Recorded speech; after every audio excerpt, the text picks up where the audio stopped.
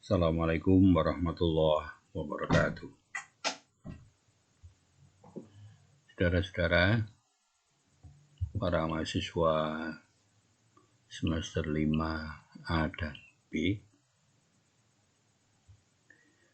pada kesempatan ini kami akan memperjelas tentang tujuan pembelajaran itu. Setelah materi yang telah saya berikan dengan judul-judul yang ada, itu sebagai materi, kemudian kita akan merumuskan tujuan pembelajaran.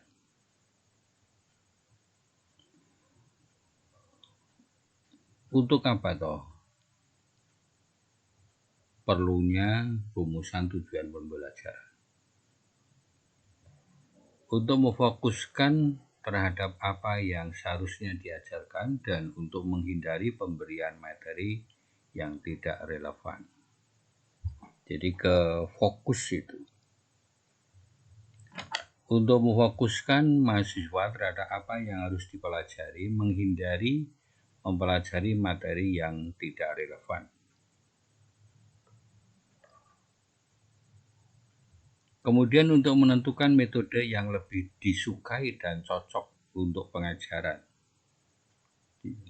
Nomor 1, untuk memfokuskan pengajar terhadap apa yang seharusnya materi yang diberikan. Untuk yang kedua, untuk memfokuskan mahasiswa terhadap apa yang harus dipelajari, menghindari mempelajari materi yang lain. Kemudian yang ketiga atau C, untuk menentukan metode yang lebih disukai atau cocok dalam pengajaran sesuai dengan materi. Kemudian yang keempat itu memberikan fokus bahan ujian dan membantu untuk pemilihan tes atau item tes yang terbaik yang akan menggambarkan tujuan dari pelaksanaan pembelajaran.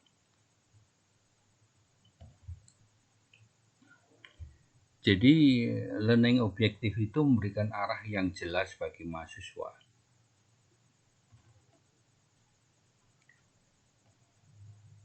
Tujuan yang baik akan memberitahu kepada mahasiswa tentang apa yang sedang terjadi. Dengan tujuan yang jelas, mahasiswa akan lebih mudah berpartisipasi dalam proses pembelajaran.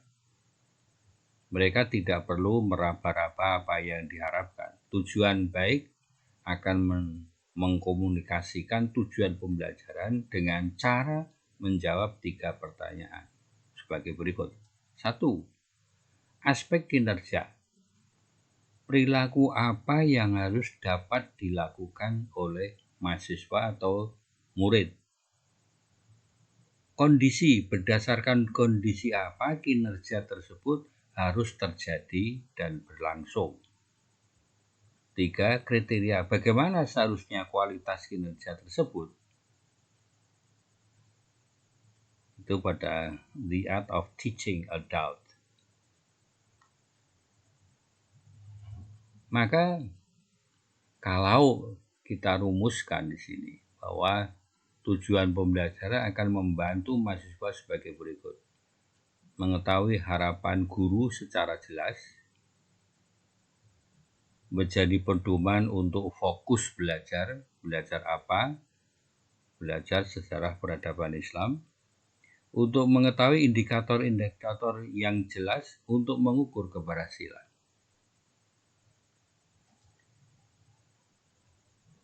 Jadi misalnya materinya itu peradaban Islam sebelum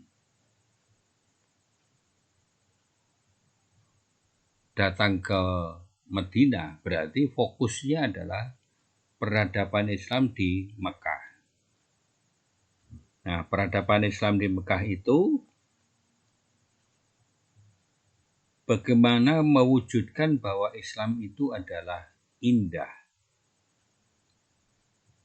Bahwa Islam itu sebagai tujuan hidup, bahwa Islam itu yang rahmatan lil alamin. Nah, kemudian bagaimana Rasulullah itu berdakwah? Maka ada dua sistem dakwahnya itu. Misalnya, secara langsung terus terang. Itu mungkin dari kelompok-kelompok. Ada yang sembunyi-sembunyi.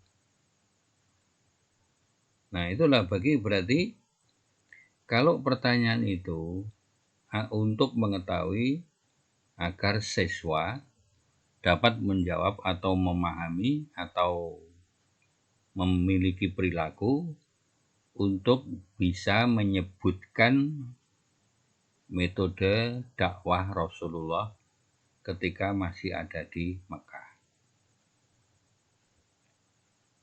Nah, kemudian menjadi pedoman untuk fokus belajar. Oh, saya harus belajar ini. Yang dipertanyakan adalah ini. Kemudian yang ketiga, mengetahui indikator-indikator yang jelas untuk mengukur keberhasilan.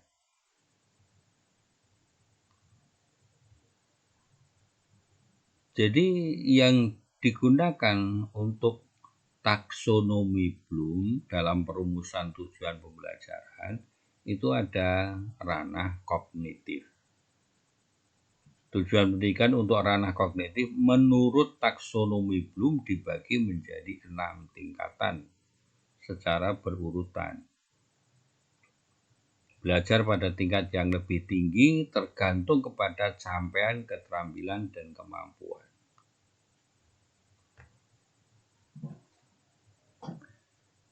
Bloom's taksonomi kognitif itu misalkan urutannya itu dari kurang sulit kemudian menjadi sulit. Nah, apa isinya? Itu adalah pengetahuan. Yang 1, 2, pemahaman. Yang ketiga, penerapan. Kemudian yang keempat, analisis. Yang kelima, sintesis. Dan yang keenam, evaluasi. Jadi pengetahuan naik pada pemahaman, naik pada penerapan, naik pada analisis, naik pada sintesis, dan puncaknya itu adalah evaluasi.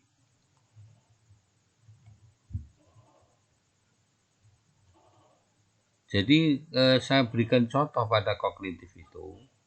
Level pengetahuan, mahasiswa akan mampu menyebutkan kriteria learning objektif dalam satu model rancangan pembelajaran. Jadi menyebutkan kriteria learning objektif. Kemudian untuk level pemahaman, mahasiswa akan mampu membuat contoh learning objektif untuk bidang studi mereka masing-masing. Kalau kita buat adalah untuk bidang studi sejarah peradaban Islam. Level aplikasi itu mampu menuliskan sebuah learning objektif pada ranah kognitif. Jadi mahasiswa akan mampu menuliskan sebuah learning objektif. Jadi sudah menuliskan artinya level aplikasi itu mampu menuliskan. Jadi kalau dalam peradaban Islam mampu menuliskan tujuan dakwah terus terang atau secara kelompok. Kemudian lewat analisis itu, ya lewat analisis. Tadi 1, 2, 3, Kemudian sekarang sebenarnya ini adalah 4.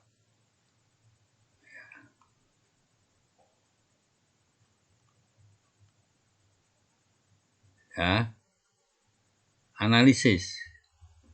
Mahasiswa mampu menunjukkan hubungan antara learning objektif, strategi, dan evaluasi untuk suatu pembelajaran yang efektif. Itu menunjukkan hubungan.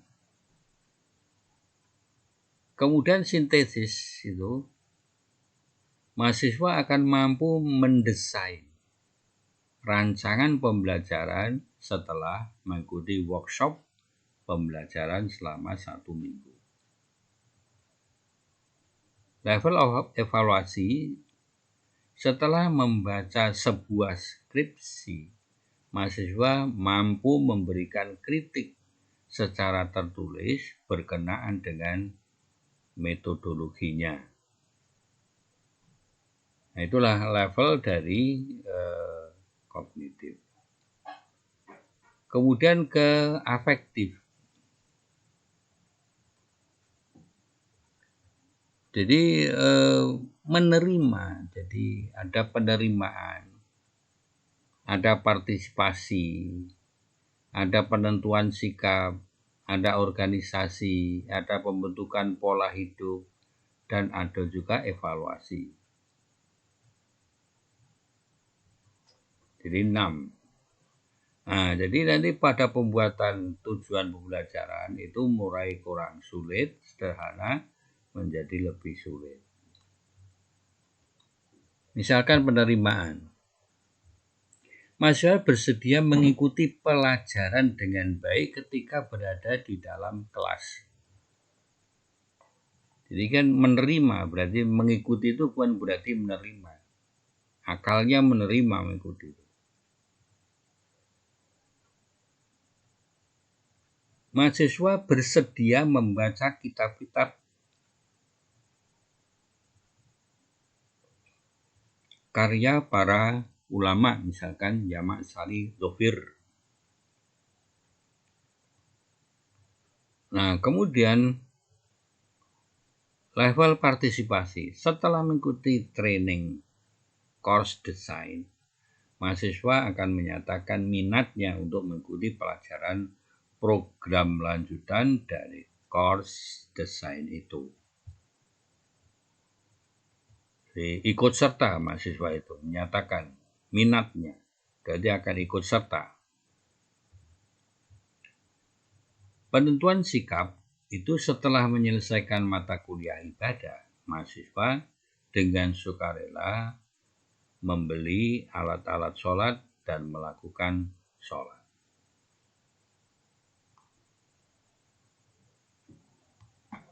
Nah, kemudian pada ranah psikomotorik. Ranah psikomotorik itu kemudian ada persepsi, ada kesiapan, ada gerakan terbimbing, ada gerakan terbina, gerakan terbiasa, gerakan kompleks, penyesuaian pola gerakan, dan kreativitas. Puncaknya adalah pada kreativitas.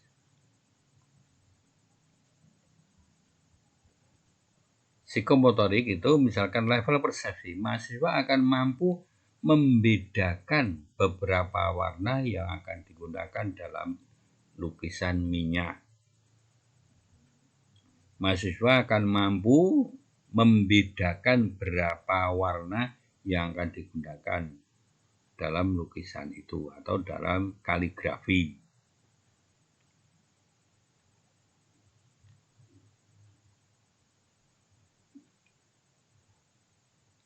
Kemudian level kesiapan, mahasiswa akan mampu menyusun langkah-langkah yang diperlukan untuk membuat kue dadar tepung.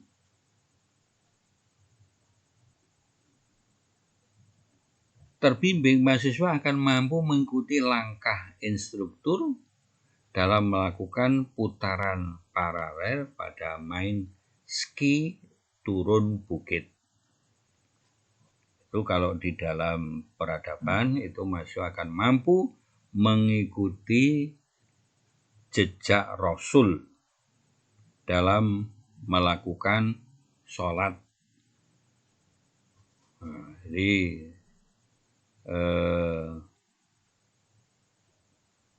solu kama ro'aitumuni usolli. Nah itu mengikuti ya, terbimbing. Gerakan terbiasa, mahasiswa akan mampu menyuntikkan jarum pembuluh darah. Jadi misalkan mahasiswa akan mampu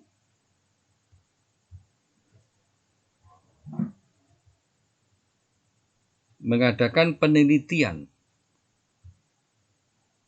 tentang sejarah turunnya Al-Quran. Dari keempat psikomotorik itu. Nah, dari level-level itu kemudian kita simpulkan bahwa menurut Profesor Dr. Atwi Sutarti dalam bukunya Desain Instruksional merupakan 4 komponen, yaitu audiens peserta didik, behavior itu tingkah laku, condition syarat evaluasi, degree pada tingkatan.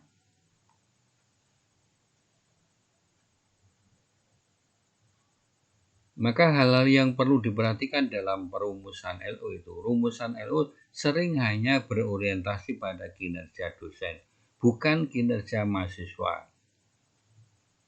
Atau mungkin kinerja guru bukan kinerja siswa. Apa kinerja siswa? Meningkatkan kemampuan siswa, menanamkan rasa simpati siswa. Nah, rumusan yang kedua itu LO sering hanya menunjukkan proses belajar, bukan dari hasil belajar mahasiswa, seperti memperoleh pengetahuan teknik mengajar. Rumusan tujuan pembelajaran sering hanya merupakan daftar topik-topik pelajaran yang ada pada silabus. Seperti mempelajari bahasa Indonesia sebagai media komunikasi. Ini media komunikasi inilah yang apa sebenarnya yang ada. Kemudian menjelaskan pemakaian ejaan bahasa Indonesia misalkan.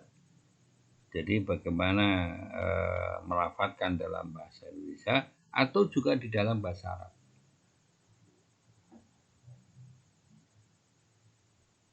Rumusan tujuan pembelajaran LO sering berusaha menggabungkan lebih dari satu tipe belajar atau kinerja seperti mengetahui dan memahami prinsip-prinsip penulisan karya ilmiah. Nah, kemudian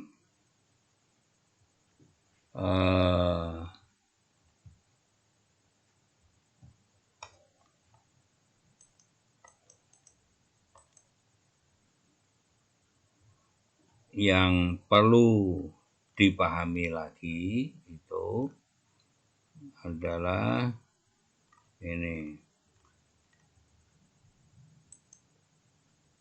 Ya. Jadi pada desain materi pembelajaran itu adalah materi yang harus ditulis dalam makalah itu, ya, masing-masing satu judul untuk 2 orang. Ternyata kemarin belum semuanya memiliki judul itu. Nah, dari materi itu maka bisa diwujudkan dalam peta konsep. Bisa diwujudkan dalam peta konsep. Jadi brainstorming, kemudian curah gagasan sampai kira-kira 8 sampai 12 topik yang kemudian nanti digambarkan dalam peta konsep. Nah, sekarang itu pada kompetensi. Kompetensi-kompetensi yang ada itu diukur seperti tadi untuk ranah kognitif, afektif, dan psikomotorik. Itu yang perlu dipahami, ya, perlu dipahami.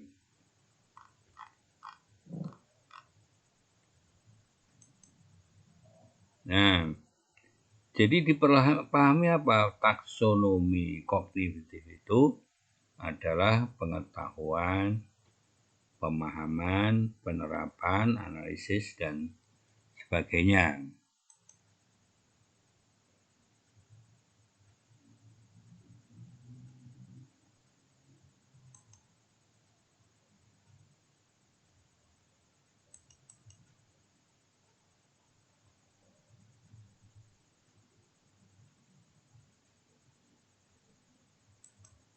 Maka praktek-praktek untuk tujuan pembelajaran itu kita mencoba dalam makalah Anda itu kan ada 4 poin. Yang satu poin 1 dan 2 untuk mahasiswa yang 1, poin 24 mahasiswa berikutnya. Kita mencoba untuk ranah kognitif itu pada level yang terendah. Nah, ini perlu dipahami bagaimana untuk menampilkan itu. Jadi untuk menampilkan tugas-tugas dari penulisan yang telah dibagi, ya, tulisan yang telah dibagi.